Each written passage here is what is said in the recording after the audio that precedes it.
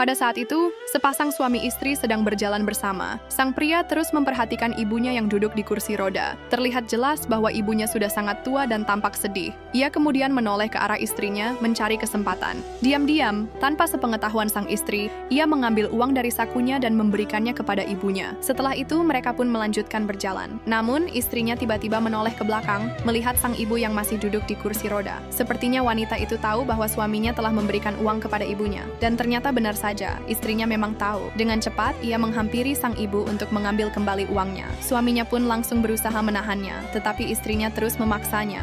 Hingga akhirnya si pria terpaksa melepaskannya, dan istrinya langsung mengambil uang yang ada di tangan sang ibu. Sang ibu hanya bisa melihatnya, karena ia sudah sangat tua dan kesulitan untuk berbicara. Wanita itu pun memarahi ibu mertuanya sendiri, sementara si pria yang melihat kejadian itu merasa sangat tidak tega. Ia kemudian berlari meninggalkan sang ibu bersama istrinya dan menuju mobilnya. Ia lalu membuka pintu mobil dan dengan cepat mengambil masker serta pulpen. Pria itu kemudian menuliskan PIN ATM miliknya di balik bungkus masker tersebut. Setelah itu, ia mengambil kartu ATM dan sejumlah uang, lalu memasukkannya ke dalam kantong kresek. Tidak hanya itu, si pria juga mengambil semua uang yang ia miliki dan memasukkannya ke dalam kantong tersebut. Kemudian, ia mengambil banyak tisu dan menaruhnya di atas uang itu. Ternyata tujuannya adalah agar istrinya tidak tahu bahwa di dalam kantong kresek itu terdapat uang. Setelah itu, si pria pun kembali berlari menuju istri dan ibunya. Sesampainya di sana, ia kemudian menunjukkan isi dalam kantong kreseknya dan berkata bahwa dirinya hanya memberikan masker. Tanpa rasa curiga, istrinya pun pergi meninggalkan suaminya dan juga ibu mertuanya. Pria itu menatap si ibu dengan perasaan sedih. Setelah itu si pria mengambil satu masker di dalam kantong kreseknya dan ia langsung membukanya. Si pria kemudian memakaikan masker kepada sang ibu dengan perlahan. Tujuannya adalah supaya istrinya percaya bahwa